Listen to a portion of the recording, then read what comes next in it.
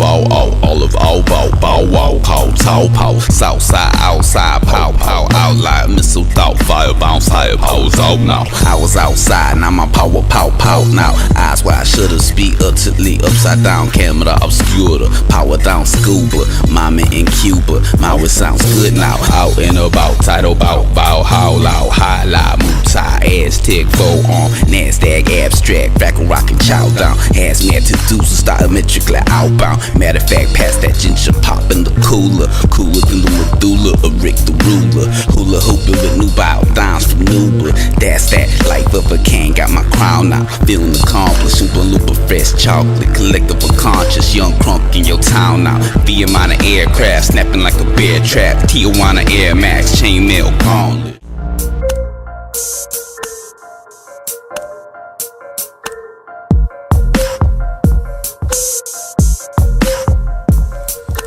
Big Bertha earthquakes, 100 dB, 90 BPM, heavy hitting them triplets, 100-sided dice, rolling 79 twice. Get ready, we bringing the jazz back with the rhythm, we giving them infamous on some Midwest liquid mission, tricky nicks and mixing, matching, scratching, rapping, action, Jackson making it happen, pap it, midi, patch it, map it with a pinch of magic, casting master sentences, with a gang of wicked vixens, listening close to O's, flipping different widgets, mystic digits, coast to coast, pole to pole, folding time, golden time. Overload on. What's up, TTM Academy? This is DJ Radar, and today's lecture is about the Ortofon Skratch Nerds battle hosted by DJ Odilion and Ortofon Needles, right? Now, the thing is, this lecture is really about why I'm actually banned from the turntablism scene. Except for Cut and Paste Records and Skratch Society, you know, they work with us. But everybody else, you know what I'm saying? I'm talking about, you know, institutions like, you know, the battles. You know, shout out to, you know, Eddie Mariano's, you know, No Tricks San Francisco Skratch Open No Tricks battle. I was in that battle I think last year. But yeah, so this is about the Skratch Nerds battle hosted by DJ Odilion, and you know, I noticed that they're hating on brothers. You know, obviously, you know, they got Q as the first name on the list, and that makes sense. You know, he's the don of Skratch nerddom, right, and whatnot. But the thing is like, you know, I noticed that they kind of robbed ERICK Jay on that billing, and this is just the judges. You know, all the people that are the judges. You know, Odilion, you know, affixed it in such a way so it looks like a bill for a show. You know, it looks like a bill. It looks like, you know, a really dope lineup. Some of the best, you know, a lot of the best Skratch DJs in the world. Some of my favorites, like people I've been mentioning on Instagram, like Jose Rodriguez and Chin Machine. Jose Rodriguez out of Spain, you know, Chin Machine out of Russia, DJ Nelson out of France, you know. But the only brothers that I noticed on the list are DJ Nelson and ERICK Jay, which is dope. But you know, there's a million black DJs out there, and you know, turntablism is a black genre. It's a black cultural art form. You know what I'm saying? And you know, we're being boxed out of our own industry. Like I was saying before, when they had the 40-person Red Bull thing, you know, they only invited like Craze and maybe Jeff and a couple other people.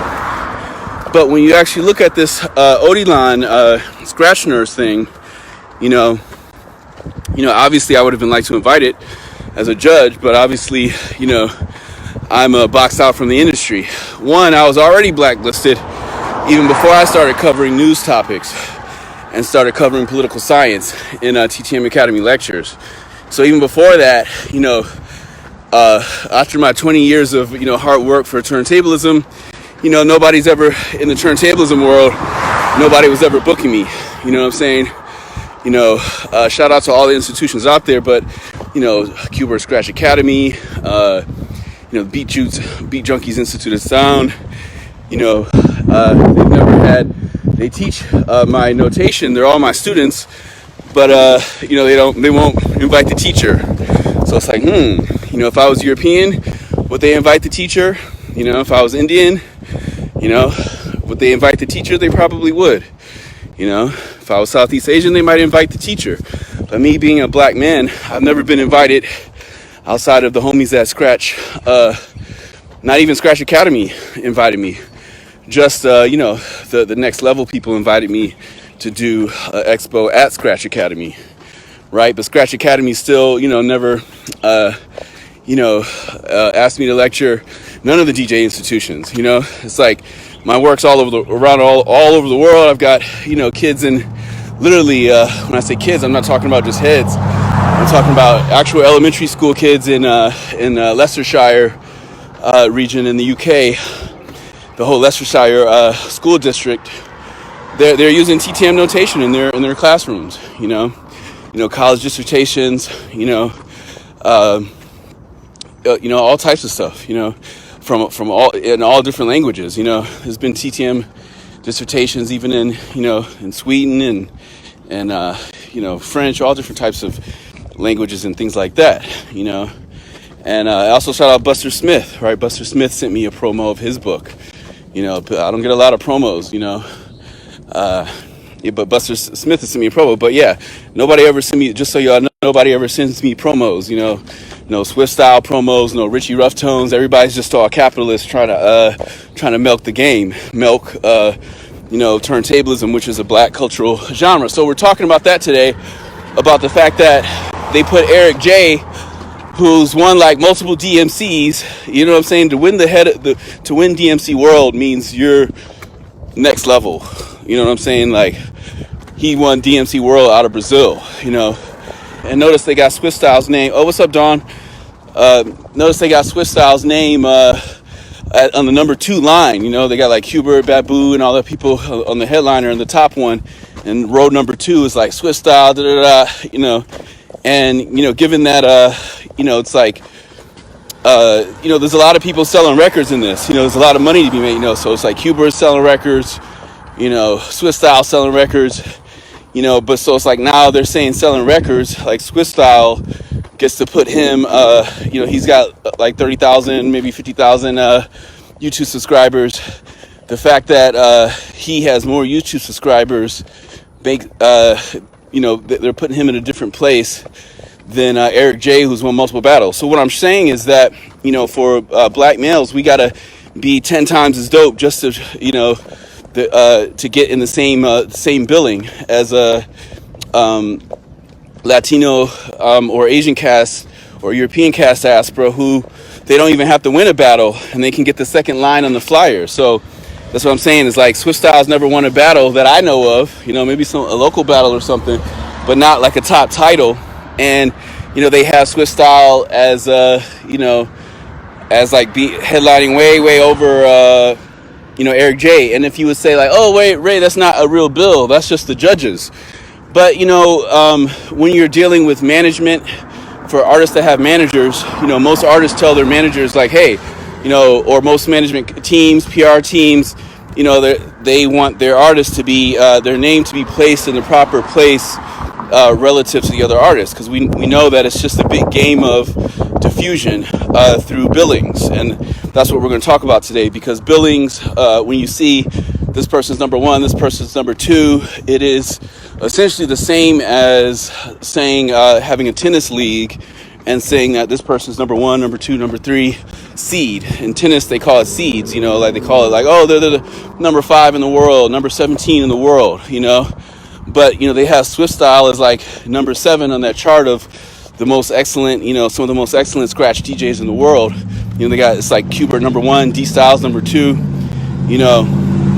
and some of the best DJs in the world are in there, like Fasker, E-Prom's dope. Those are some of my favorites. I'll tell you my favorites right now in general. My favorite scratch DJs that I actually check for, like Chin Machine, Flip Flop. But Flip Flop's gotten a little bit rusty. You got to keep yourself sharp. It's just like any art form. It's not necessarily always like riding a bike where you can always do it. Sometimes super fast techniques. Sometimes you got to keep them sharp. And I feel like, although I'm a big Flip Flop fan, I've noticed that his cuts have gotten a little bit more rusty. Same with Jose Rodriguez. I'm a big Jose Rodriguez fan, but I've noticed his cuts have gotten more recently in the past year. His cuts have gotten a little bit more rusty. You know what I'm saying? And I'm gonna be showing some secrets of how to use TTM notation so you're never rusty. Like now, I'm still at the same level I was at 2 years ago, which is at a super high level. But I don't even have to practice that much anymore, just because all I do is I practice an actual routine. I practice my IDA set from like 2019 or something. And I just practice that IDA set. I do that whole score. I sight read it, and so now my brain doesn't have to worry about keeping technique sharp. My brain only worries about sight reading, because once you're able to sight read Skratch notation, then your brain is able to look past the techniques and how the techniques are being put together on paper and in time and space. So then just like with the alphabet, imagine if you never had a book, and yeah, you might be able to read a lot of signs and read some stop signs, but you're never going to be able to be at a high level of speech or reading level if you don't know how to read. So since I'm one of the only people that can actually sight read TTM in the world, I'm going to teach y'all in future lectures about how you can use sight reading TTM to keep yourself sharp, and you can keep yourself. You can maybe practice twice a week for 5 minutes and stay just as sharp as practicing for hours and hours every day, right? Because that's all I have to do now. As long as I can do that routine, then I'm at that level of that particular routine.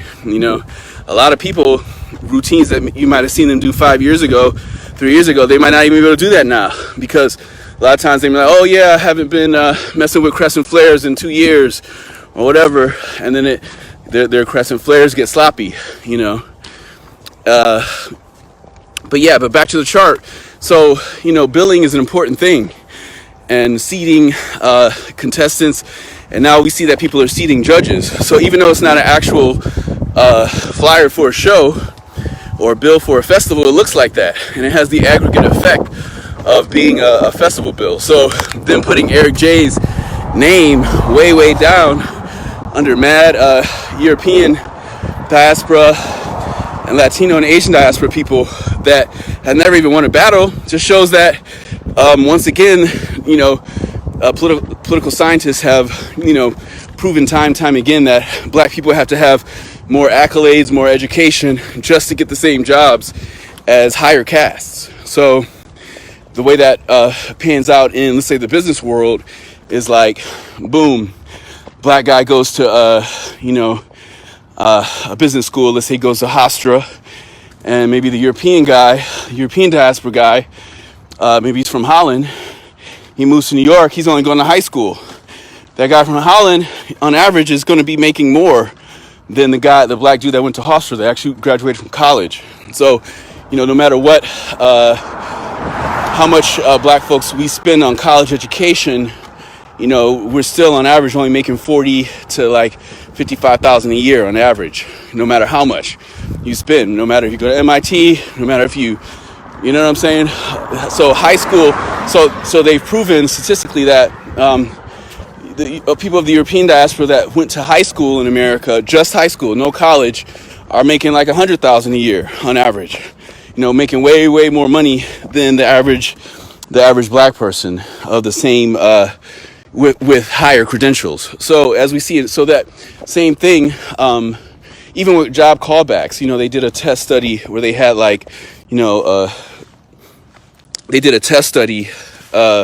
where they had a Latino guy and a Caucasian guy and a black dude. And these are all castes, because obviously nobody's white, nobody's black. I'm talking about the caste system. And they had them all fill out job applications, and they had them they put the credentials as exactly the same, right? And the Caucasian guy got the most callbacks, the Latino guy got the second amount, and the black dude got the least, right? So that's what we have to deal with. And they've even proven that, black names, if you have a black name and your name is, Alex, Jabbar or something, they're going to be like, that person's going to have less of a chance of getting that job as if their name was, Peter Johnson from Wales. You know what I'm saying? So, not only do we have to face discrimination in the workplace, we have to face discrimination in The arts, all the arts workplaces, whether it's museums, venues, touring. So even in niche genres like turntablism. And Dawn, you mentioned ageism, and ageism is kind of a thing, but a lot of turntablists are actually older. So, in the building and the flyer, a lot of people are in their 30s and 40s, even 50s. So the flyer is more kind of racist and sexist, because I feel like there's only one woman on the flyer. I feel like maybe they have one woman on there, DJ Shorty, but I'm not sure which Shorty is. Is it Emma Shorty from Studio Skratches, or is it Shorty from the original Shorty, the original DJ Shorty from Atlanta? Because remember, DJ Shorty, the real DJ Shorty, who's also a Skratch educator, is from Atlanta. The appropriated DJ Shorty, is from the UK, and she goes by Emma Shorty, right? And, she actually asked me if she could release a TTM book, and I was like, no, you can have a book with your own notations in it, but not like, hey, putting TTM in the title of the book. You know what I'm saying?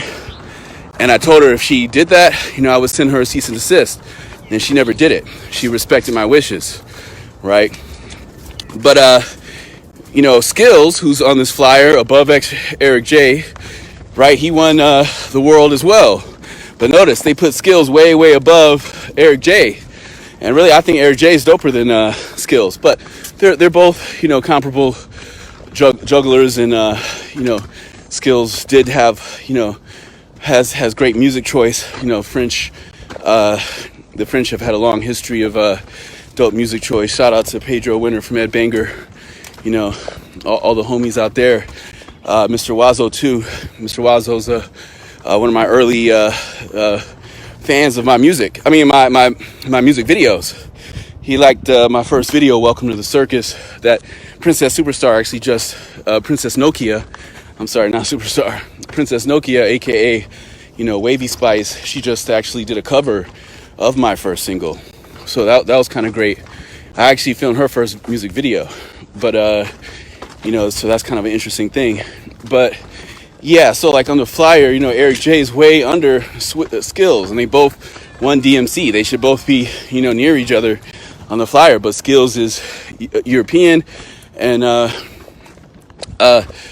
Caucasian, and ERICK Jay is black from Brazil. You know what I'm saying? He's a brother from Brazil, right? And we're going to be doing the craze lecture about, a lot of Latino people are trying to say craze isn't black. So we'll be doing that lecture very, very soon, probably this month. I just really want to go in on that one. That was going to be super long because we got to go back into, the history of the Americas and all that type of stuff. But, so on that flyer, I see Nelson and I see DJ Nelson, who's also a French DMC winner. And, that's dope. They got two brothers on there, but there's like 30 people. So that's like, what, 2 over 30? You know what I'm saying? That's not a 1/15th, that 1 out of 15. I mean, not 1/15th, but 1/15th. That's not a good ratio. And I think there's more than 30 names on there, actually, So that's what I'm talking about. So imagine if I had a tabla festival. I like to use the tabla parable because we know that tabla is an ancient Indian art form. Imagine if I threw a tabla festival and all the judges, I was like, hey, we're going to throw a tabla festival and there's only 2 Indian judges. You'd be like, that's weird. Shouldn't there be like some more Indian judges at a tabla festival? Only 2 out of 30 or 40, So they're trying to keep us this like minority. They're trying to, box out black folks because notice Craze isn't on there. Why isn't Craze on there, right? He won DMC 3 times by himself. Remember Qbert, to win DMC, most of the times he was in a group before they were separating groups versus individual people. So you could say Craze is a greater DMC winner, right? And you can say the DMC battle is more complicated than a lot of these new school Skratch battles. I'm not dissing any of the ones. Shout out to all of them,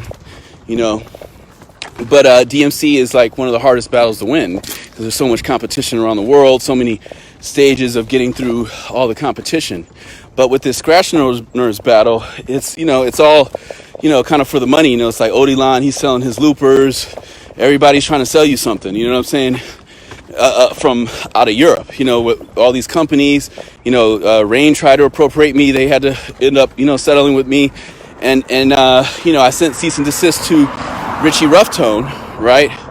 That's how I saw the flyer, for selling my TTM designs without authorization.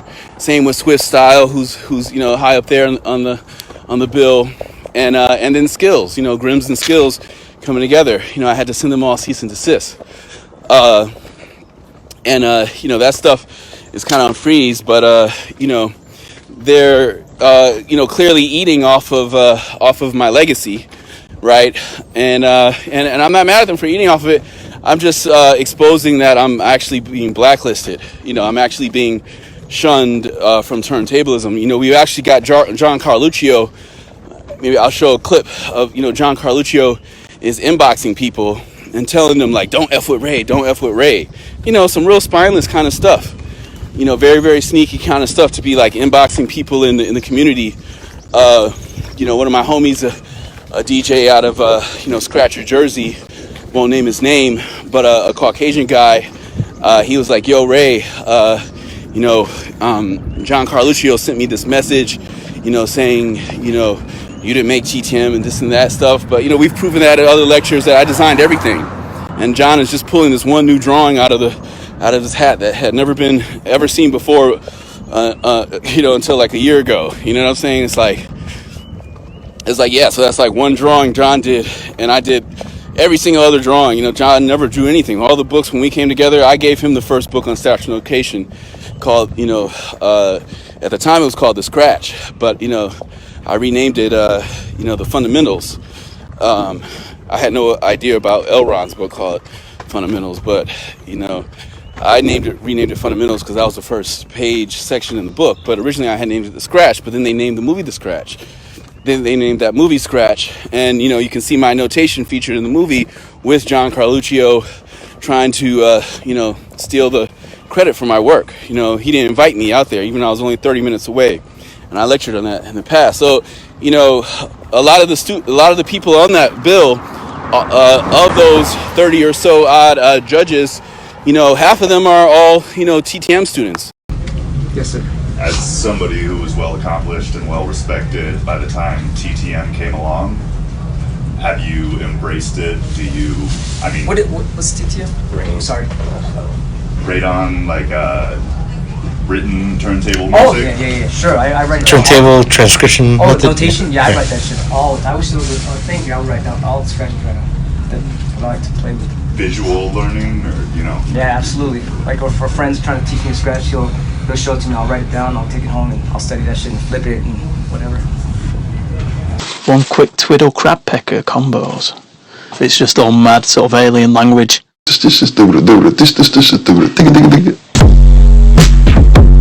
Ok, c'est DJ Odilion pour la TTM Academy. Super moment à New York, merci les gars. Peace.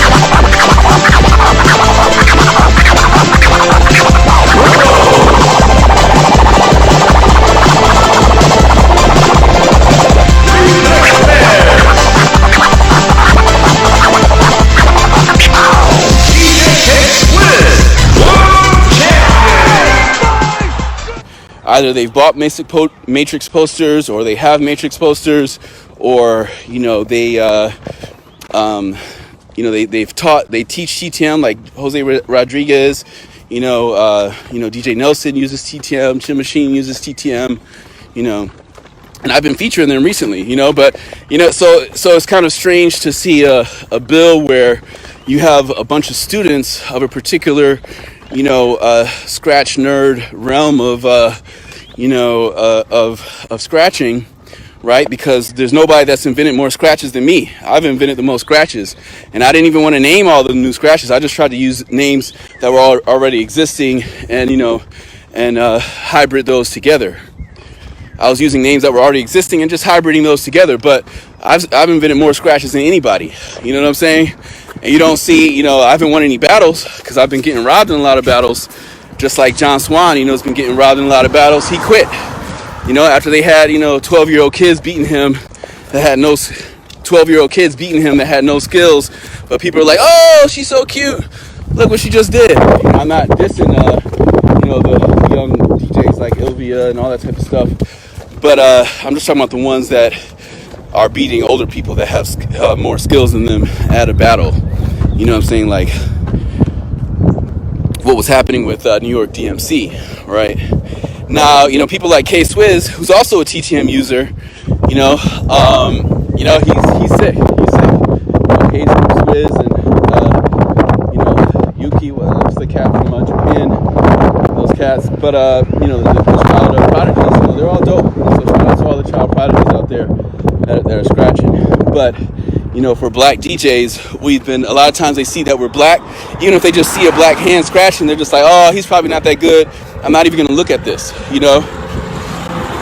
because that's what happened to me. I think I competed in that battle a couple years ago, and they're putting like ranking little kids over me that had no skills, even though I'm like, the master teacher that's taught Qbert. I've taught, D Styles uses it. You see D Styles showing people how to orbit and stuff with my scratch. Whoops. You can see D Styles showing people how to orbit, with my scratch notation. I've influenced all those people on that list, but yet they won't let me judge. But shout out to IDA. I believe it was IDA USA or IDA Canada. I judged 1 year.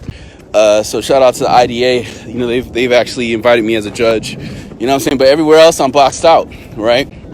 I remember IDA America went defunct.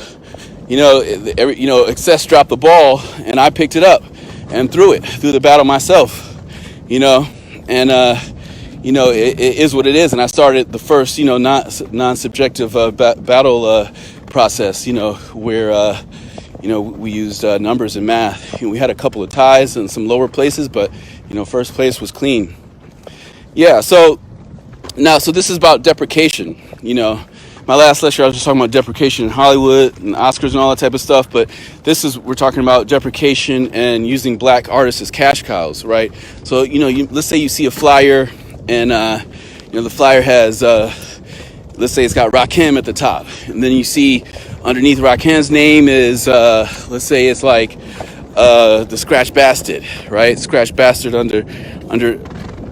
underneath Rakim's name. So Skratch Bastard might be paying, Rakim to come to Canada as a headliner so that he can make Skratch Bastard's name, make his name look bigger by association. So that's what, artists do. You want to, for all the new artists out there and artists that are even older artists that are trying to understand the science of how to come up in the industry, what people usually do is just through association. So, if you open for, a band that's bigger for you, hopefully you get some of their fan base, and then you can brag to other promoters that you've opened for them. Like for instance, for me, if I'm gonna brag, I'm gonna be like, or put up my, some press stuff. I'm gonna say, hey, I opened for Stereolab.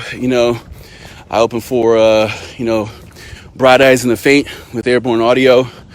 Right, I was touring across the country with Bright Eyes in the Faint. Shout out to Connor, everybody. So yeah, it's a very, very interesting thing. So through association, the bigger artists diffuse their popularity into the smaller artists. So that's why people that have a lot of money, they can just pay for a bunch of bigger artists to headline over them, and diffuse the bigger artist's name as a cash cow. They call that being a cash cow, diffusing their popularity into themselves, into their own career, right? Now, sometimes even bigger groups. I remember when I was in Dragons of Zenith, we found out that, this is another part of black discrimination. TV on the radio, Dave Sitek, the producer of TV on the radio, produced our album, So he was a top rock producer. He's like, Dr. Dre of rock producing, right?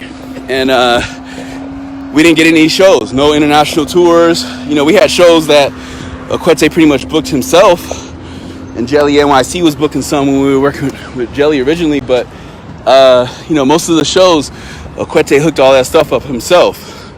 So, shout out to Okwete. It's a really sick. So yeah, I was just talking about Dragons of Zenith.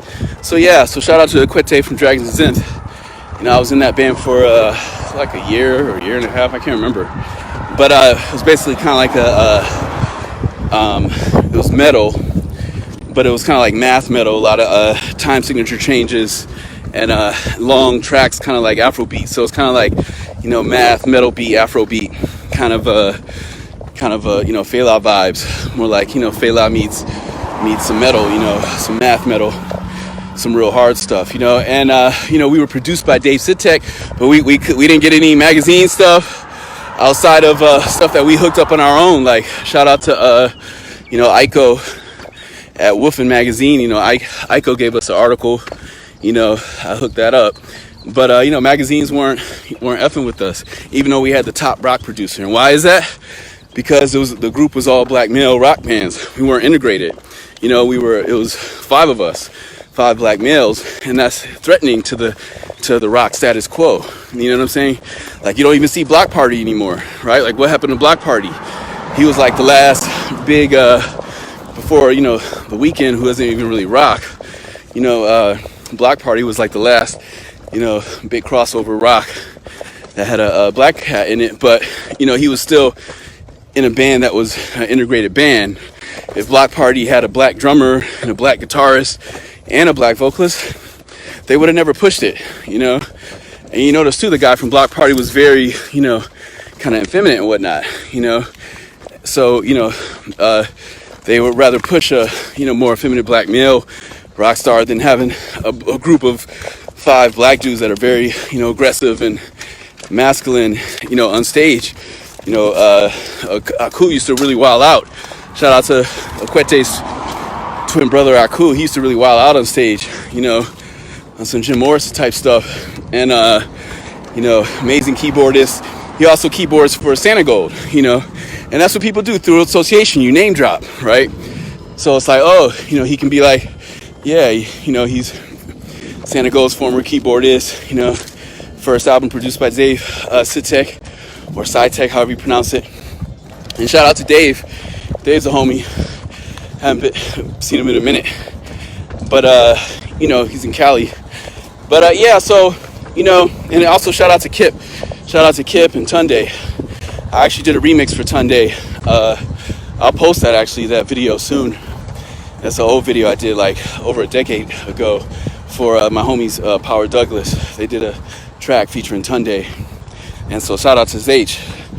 Shout out to Big Fuhrer Thin, right? That's his rap name, Fuhrer Thin. So shout out to Zach, right?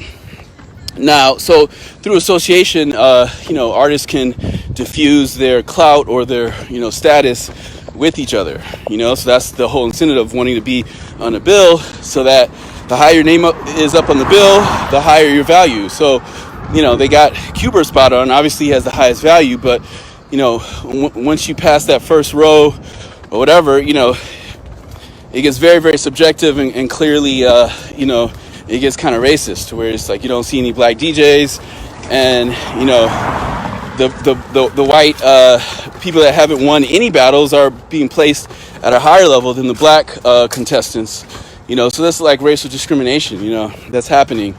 And you know, people call that a glass ceiling, or they call that, you know, that whole the fake Protestant ethic thing, where, you know, they say, hey, if you work hard enough, you know, then you'll reap the rewards. So in the same realm within turntablism, most people will be like, oh, you know, let's not talk about race, let's not talk about politics.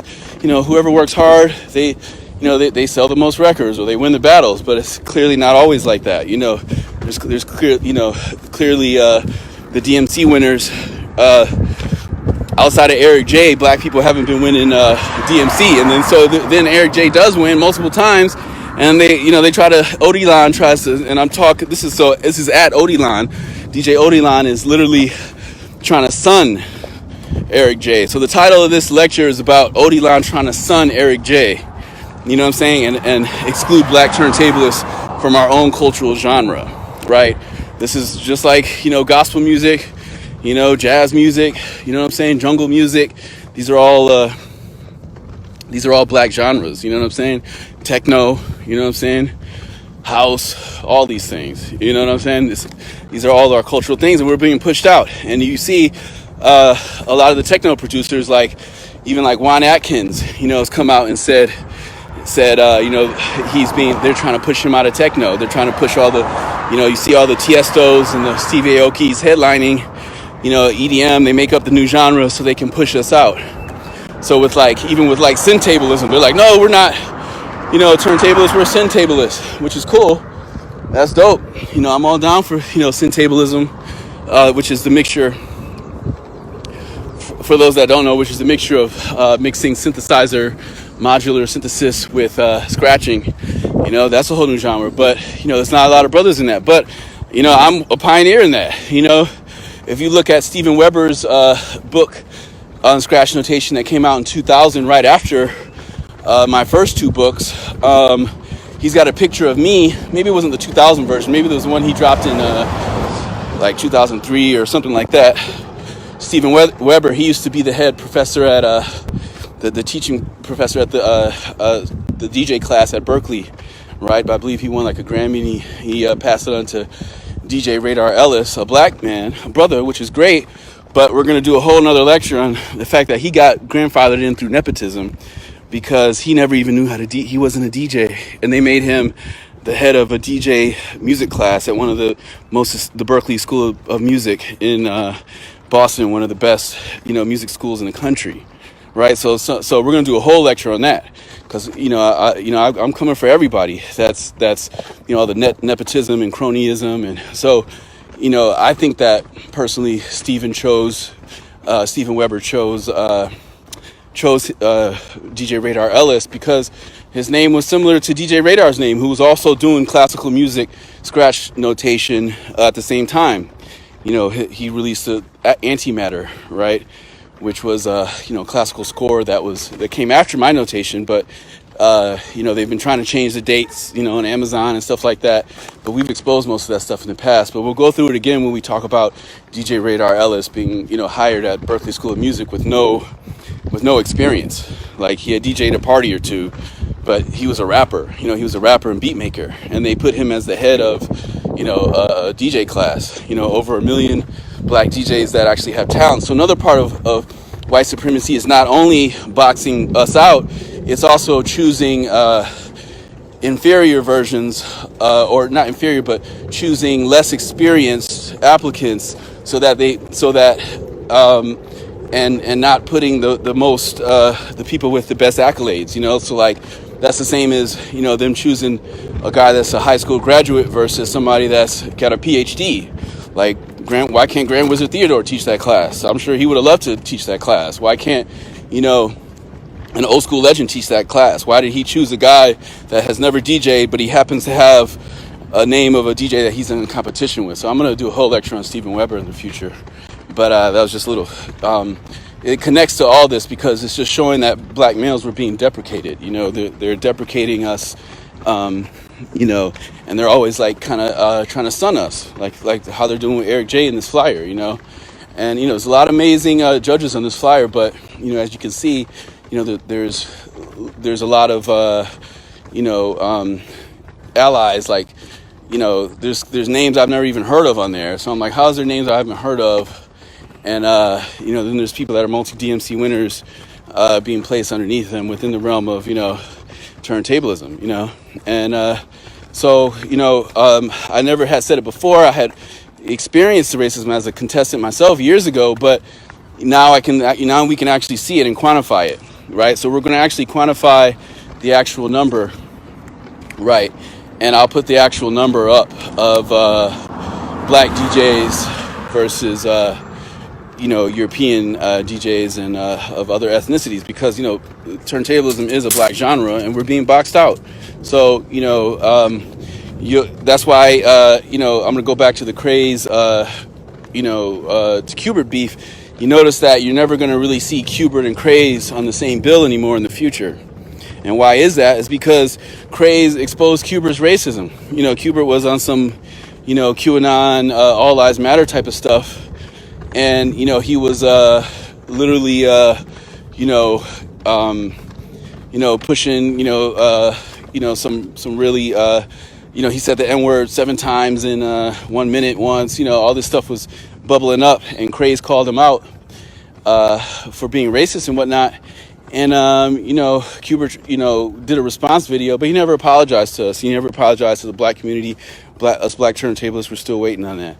And so basically now in turntablism, it's kind of split into two rifts, where either you're back in craze or you're back in you know, all lives matter, kind of let's not talk about race, Kubert type of stuff, you know. And since Kubert's the headliner, obviously the headliner of the judges, obviously they're not going to ask craze, because they don't even want to deal with the politics of all that, you know. And you know, but shout out to D Styles. I got to meet D Styles. I'm a big fan of his stuff. You know, his album, the Phantom album. You know, that was very, very inspiring. Forgot how you pronounce the whole name, but the Phantom Gore something. That album was really, really sick. But I think he's re-released it on tape recently. But yeah, so you know, this is just you know, a lecture just really focusing on you know, the racial dynamics of billing and seating. You know, placing value to the order of where one's name is listed on a bill, right? And us brothers, you know, that we actually have to, you know, work 10 times as hard, and we still get erased. So people call it erasure. You know, they call it gentrification, a lot of different names. But, you know, when it's dealing with houses and neighborhoods. But when it's dealing with genres of music, they just call it like normal, right? And, yeah, that's pretty much it. So, you know, please research ERICK Jay and all the dope things he's done. Oh, but you know what I forgot? There's a whole realm of stuff that I totally forgot to talk about. And that's, you know, I mentioned before, the people that are eating off of me, my students that are eating off of me and not giving their teacher credit. It's like Swiftstyle is literally releasing TTM vinyl. And, you know, he tried to be like, what's TTM? You know, the last conversation I had, or maybe the second to last conversation I had with him, he was like, what's TTM? And then the next conversation, he was selling my TTM graphics. And I'm like sending him a cease and desist. So it's just a big kind of capitalist game. I'm going to do a lecture soon about my requests for promos and things like that. I just asked Patrick Denna here from Innovator for if I can get a free Innovator as the inventor of Skratch notation. Like, you would think I'd be able to get one, because Serato actually denied me Serato. A lot of people don't know I don't use you know, digital stuff anymore. I'm just straight scratching on one record. You know what I'm saying? These days, you know, keeping my skills at the highest level, right? But yeah, Serato actually denied me, you know, sending the control vinyl, like a Serato hookup, because I was teaching turntablism in Cartagena for the Next Level program with the U.S. Department of State. Shout out to Mark Katz for hooking that up. But we gave the kids in Cartagena a free Serato package, right? So I asked the guy at the Serato office in Brooklyn, maybe this was in Queens, it was like Long Island City, I guess, and he was like, no, sorry. He just tried to like kind of play me like I'm lame and trying to get like, all right, you gotta leave here. You can only have one promo, you know, one for the kids, and I couldn't even get a promo. So I'm like, okay, that's weird. So I'm gonna keep asking for promos, but obviously, you know, I'm blacklisted from the industry, and a lot of people are like, oh, well, Ray, you blacklisted yourself by, you know, getting all political and talking about politics. But I was already blacklisted before that. You know, A-Track was plagiarizing me for 20 years before I even spoke out about it. So, you know, there's, you know, a lot of TTM students on that bill, and you know, notice the creator's not getting any say. They don't want me as a judge, right? But and they don't want brothers in general as judges, because you can see the proof in the paper. So we see, you know, Odilion's out of France. You know, he's trying to sell his loopers. You know, Swiftstyle's trying to sell his records. Kubert's trying to sell their records. They're all, you know, partnering up for the money, pushing brothers out for the money. All right, peace.